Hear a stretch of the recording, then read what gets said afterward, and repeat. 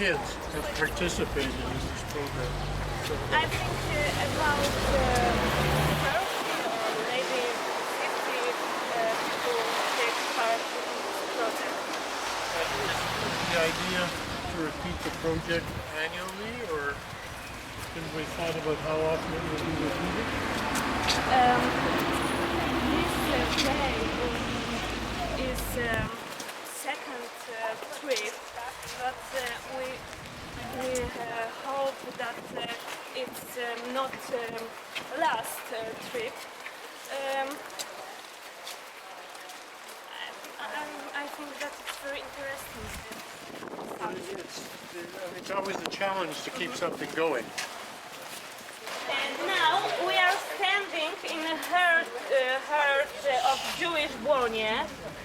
Before the Second World War, this street was mainly inhabited by Jews. It's first to say that earlier in our town, Jews were about 35% of people. And now we want to invite you on Sabbath dinner. Hayawaya with her parents and siblings, like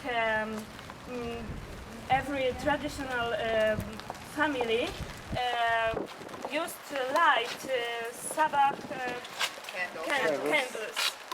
Okay, we can go. In the Warszawska Street and number 16 or 18, where we are, Joran Friedman was born. He is main character in film Biegnij chłopcze biegnij, in English Run Boy Run. The film was released in Poland about 2 months ago, and we will present you some facts about Joram. Oh, but first.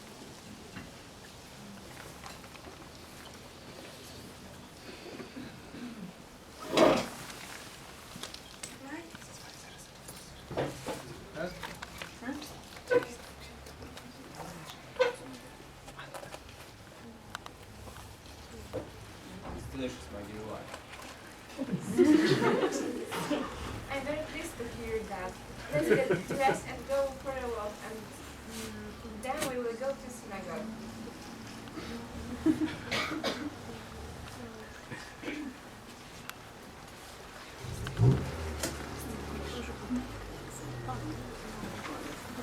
Mom, Dad, and I will meet you around. Okay. Please remember that we wanted to present Sabbath traditions also in the real street game. We had the story of Sabbath, what other traditions connected with that, but here we just we just make it short. And let's listen to Olaf, please. Just eat a lot of bread. Since January, we can watch in cinemas the film Biegnij chłopcze biegnij, Run Boy Run. It's a movie about the Jewish boy, Joram Friedman. And the plot is based on a true story which write in his book Uri Orlev. Before the Second World War, Joram Friedman lived in Błoniu, and his dad's bakery was exactly in this place. After the war, the bakery was taken over by the owner of bakery Zatorski, and Zatorski is a bakery well known in Poland, and one of these bakeries in Błoniu also. So before the war, Jews constituted about 29% of the population of Błoniu, so not a little, and they spoke not only in English but also in Polish, so they have Polish friends, and they thought that they could come to them. They were going to synagogue, which was at today's Nowakowskiego Street, and to mikvah, burying the dead in the cemetery at Polna Street. Joran Friedman was the youngest member of his family. At first, his name was Sulik, and he had two brothers, Josef and David, and two sisters, Fajka and Małka. His father Hersh had bakery, as I've already said, in this place, and his mother Riva was probably taking care of family and house. Sulik played with his friends, ran from field to field, because he was only 7 years old.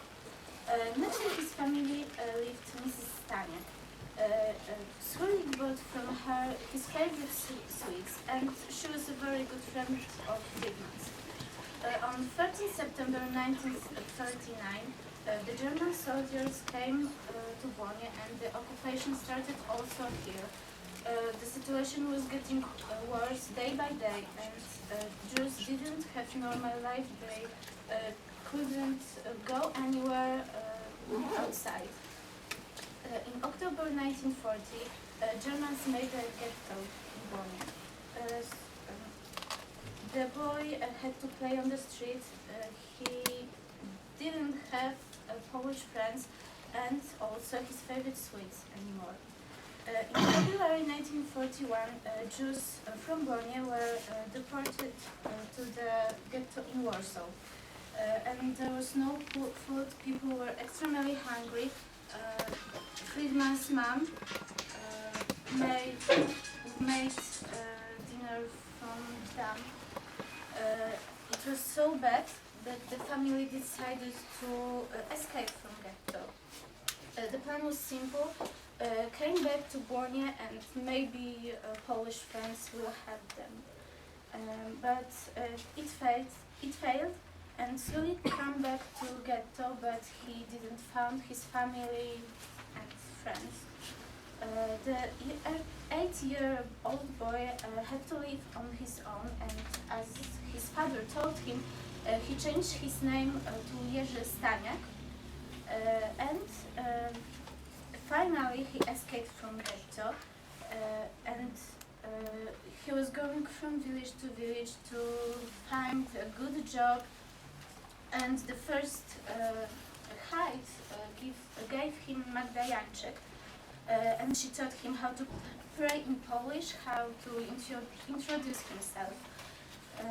From that time, he was searching the place to live. And the boy survived the war. Not much time after the war, he came back to Błoniu and met Mrs. Staniak.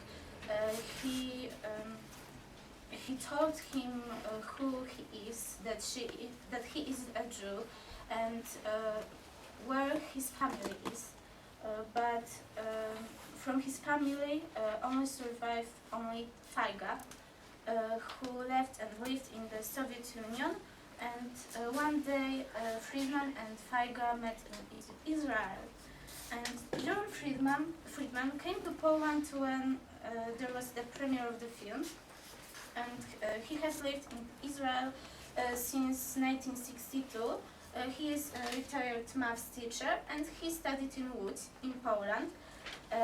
What is interesting, he can speak Polish, but he hasn't used this language for over 50 years. He has a wife, 2 kids, and several grandchildren. He is a very happy and cheerful old man. When he was asked about Błoniu, he said, Warszawska 16 or 18. I was born there, I lived there, I slept on the stove. Father was a baker. First piece of baking was for me. He is glad that he survived and that he has such a wonderful family now. He isn't alone like 50 years ago, and his life is different.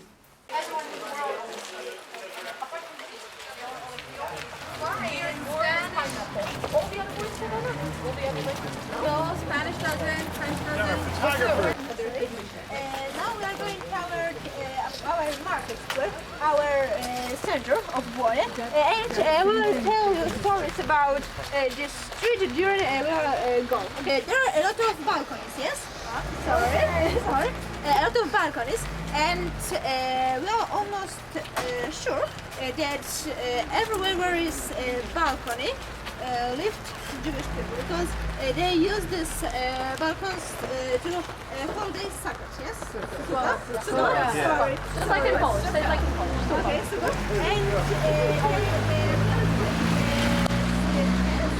yes, for holidays, and they pray in. So everywhere where we can see balconies, there lived Jewish people. Probably. Yes.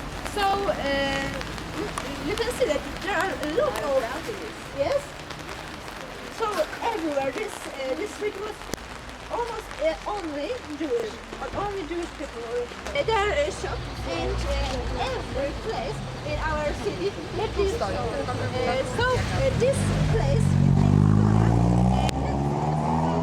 too. So and girls will tell you this story. Okay. So You can see the shop with Goda in English agreement, and it was to be the first shop in Warszawska Street, and this shop was formed at the 20th century.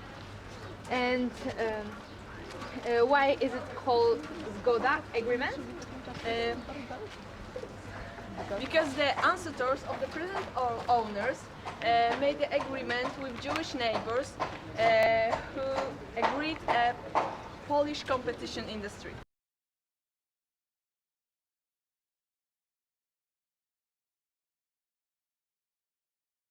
He was making boots for Polish officers.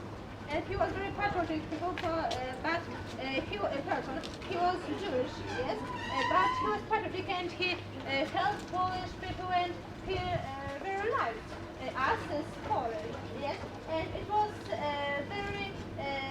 very nice for Polish people because there was only Jewish, yes, and he was Jew and he liked Polish, and it was very nice, and people were very nice him, and he gave, for example, some promotions and something like that they paid less, and it was very nice for Polish people.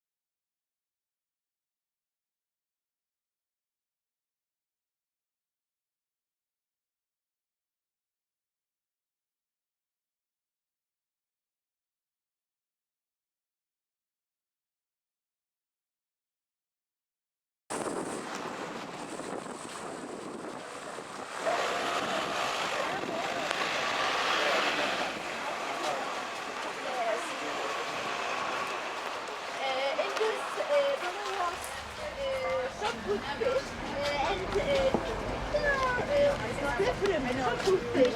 It's the same shop, and of course Jewish people fish sold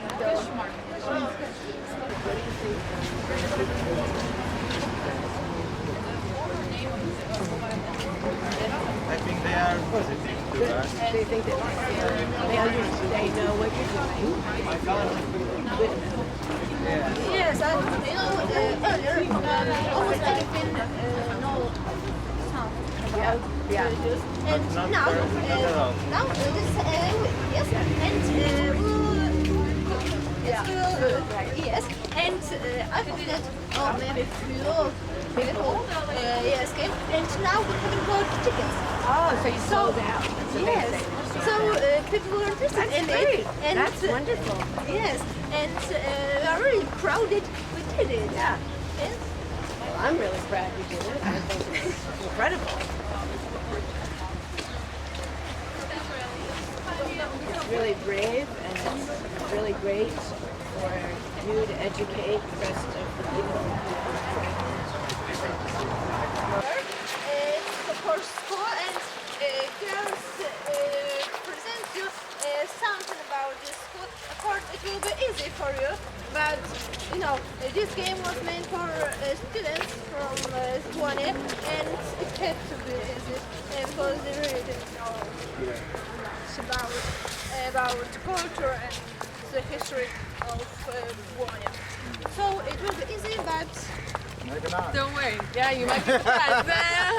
Giving us much credit. Maybe not.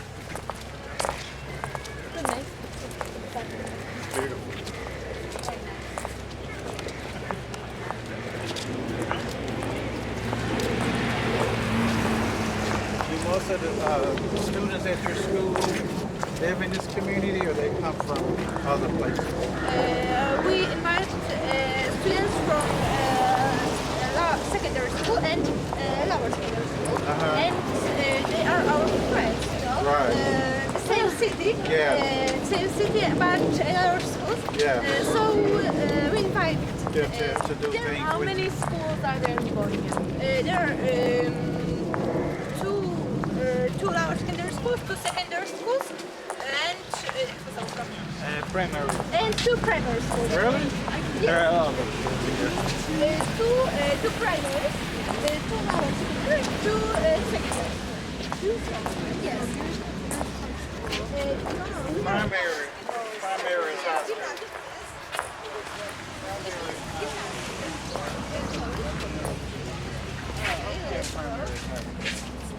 They do, but they middle school on our.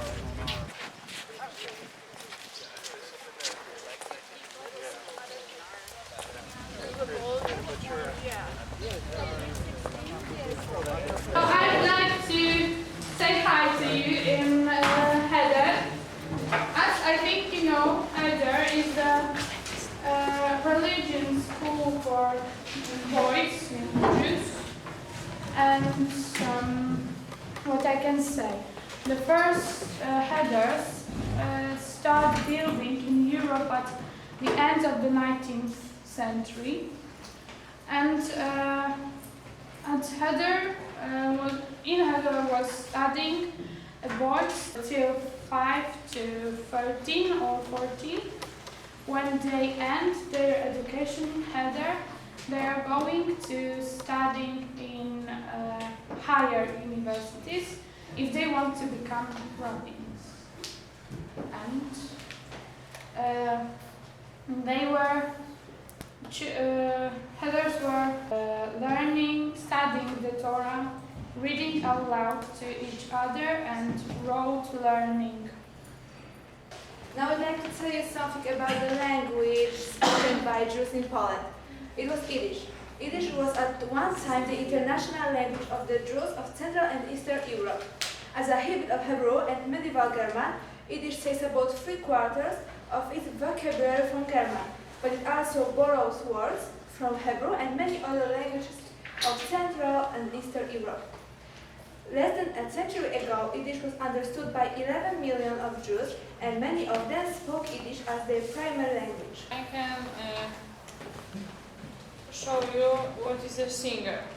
One of the best Yiddish writers is Isaac Bashevis Singer, who in 1978 won a Nobel Prize for Literature for his writing in Yiddish. Singer was born in Poland as the son of a rabbi. He wrote mostly short stories, but also some novels and stories for children. His stories tended to deal with the tension between traditional views and modern times. Perhaps the best known of his many writings is Yent, the Yeshiva Boy, which was adapted into a stage play and loosely adapted into a movie starring Barbara Streisand. To see if you were listening to us, and we want to make a small quiz. So, girls, hearts. We will make 4 groups, or it should be 3 groups. I think 3 is easier because then It will be 3 groups like this, and if you know the question, you can put your hand up and answer it. Jeopardy. But you don't have to ask.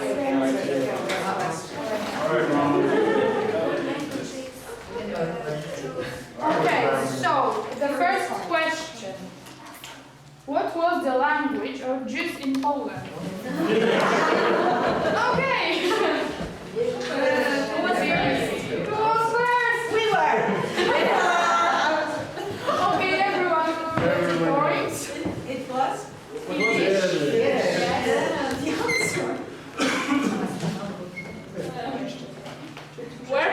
Where was born singer? Poland. Yes. So the second. No, everybody.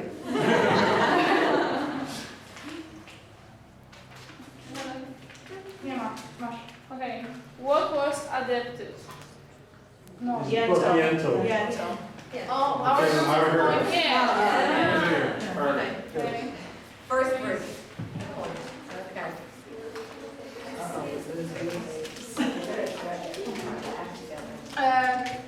What language all Jews speak?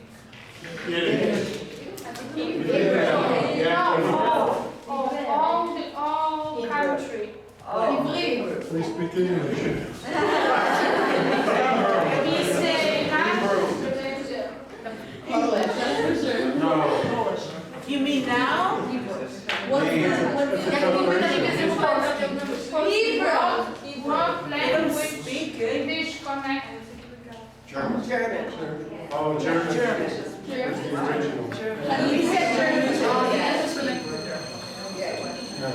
And now questions from Heather. And at which age boys start? 5. I can finish it! I know the next answer too. We answered 2. You answered 2. You never got it. The Mechanical is a divider, separately the mass and women's sections of the synagogue. Greek synagogue was built in 1912. Previously there was a wooden synagogue. The synagogue wasn't destroyed during the Second World War, but was demolished in 1952. Next to the synagogue, in the Piłsudski Street, there was a mikvah. The synagogue in Błoniu involves the story of Rabbi Ephraim Fisher Shapiro. He was born in 1865 in Warta as the son of Yaakov and Kukla. Her family name was Hester. He passed the official exam to become a rabbi on the 3rd of February 3 in 1899 in Siedlce. In 1900 he became a rabbi in Błoniu, and his salary was 300 rubles a year. During the Polish-Soviet War in 1920, he was sentenced to death because he was accused of espionage. Now we give you a paper with the name of places in synagoga, and I would like to stand in designated places, okay? Which is the front? That is the front, girls. Right In here? Faceton. Here, over there. That's the front. And the Torah Ark. And here's some That's the front that I'm with you. That's right. Oh, you're the front? Well, I mean, that's the door, right? We're here. We're in the ark here. Okay. Pizza. Where did the men start in the... And the women stop. You can go climb the tree. Pizza is Go climb way the tree. down there. We're right here. Right where Right you here are. in front of us.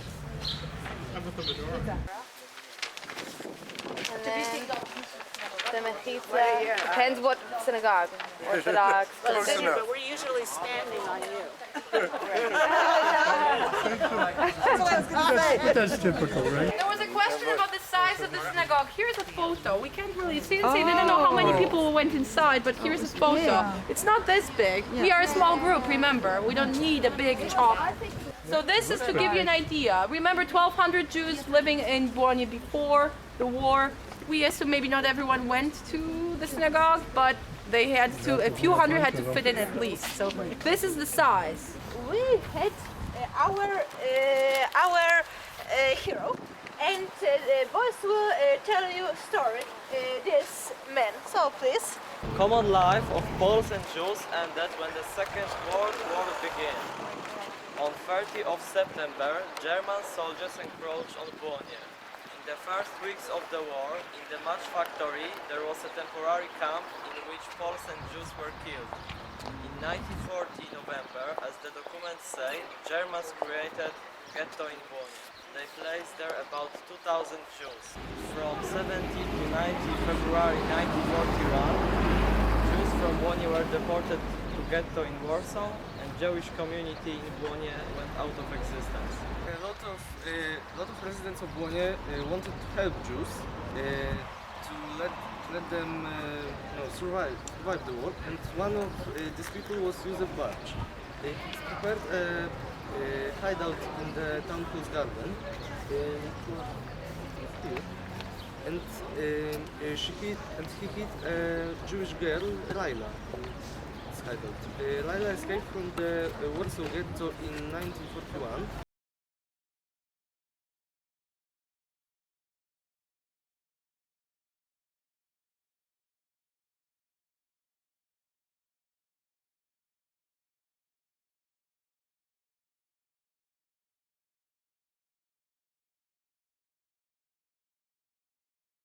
On the 15th August 1942, Laila went to Błoniu to use a barge. When Germans started to search houses looking for conspirators, he had to hide Laila in the prepared hideout in the garden, so she put her in a bag and took her on his bag. And this is our hero, and we are really proud that we had a person like this. This is something like houses made from wood, and we firstly we really didn't know what's this. Yes, no, it's grass, and there is, and we really didn't know what is it. And now we know that in this place was shop with sugars and sweet. Now we have shop, groszek, okay? And you see it? Okay. What did you say? This place, yes. It's here. And now there is shop. They build it up? Yes. And Yes. yes, this Which one? the brick. This groszek, you can see. Groszek. It's shop now. Yes, and there. That's the same building too. Yeah. Yes. Yes. Almost every building there is old, you know. Okay, so in this place was shop, and there was some fishes and fishes. And now we can see scrap shop. Shop, and you know this history. Once was shop and now it's shop. So I think that it's really this Błoniu is almost the same like old Błoniu. You know, fish shop, shoemaker, and there are a lot of places which are almost the same. There was our header. As I said that we will show you a place where was exactly in this home, and you can see this balcony, yes? Yes. So it means that there had to live Jews, and these documents, what I show you during my presentation, was exactly about this home, and we really know a lot of history of this building, that it was owned by Pasternak family and something like that, and we had a lot of information to honor this place. And with this street, we can say you a story, a very terrible story. So it's a love story. So it's A terrible love story. Yes. We're all ears. This street called involves a tragic love story between a Polish boy named Stanisław and Jewish girl named Estera. First, I will quote this article called Estera's Crime. "I've killed him," exclaimed the girl who at 11 p.m. ran into police. "Who were you killed, Estera?" asked the policeman. "I've killed a man, fence Stanisław." And then she take policemen to the street and showed them lying dead man, Stanisław Górski, lying under the fence. Who were Estera and Stanisław? They both living in Błonie. Estera was a Jew, the daughter of Hasid, a ritual butcher, and she was helping him in his work. Stanisław was postal clerk, Polishman, and they were planning together life in future, but there was one condition. Estera must become a Catholic and Baptist. But no one Orthodox Jew will never agree to marry his daughter to marry Catholic. And when she knew about that love story, he took out her from the city and punished her at home, and said that she can't meet Stanisław in her life ever. But they were meeting at nights, and one day at 17th March of 1933 they met, and Stanisław told her that it's the end of their love, and she were crying, and she thought that she will kill herself. She had a gun in her head, but Stanisław sneered about her feelings, and when Esther knows that, she shot in his chest and his head 4 balls. Girls standing in trio, and Warsaw newspapers was writing about tragic love story near to Warsaw in little town Błonie. Attorney filed for acquittal for, he said, judges understand the love story of the elf, abandoned her family, friends, and everything, and if that for love, who was next hurt, snored, and trembled. Court sentenced Estera to stay in prison for 2 years, but she was free because her friends paid 500 zlotys for deposit. And this is the end. So she shot him. Yes. Yes. I first thought, okay, thank you. He didn't. She He said maybe it's shot the herself. end, and she shot him.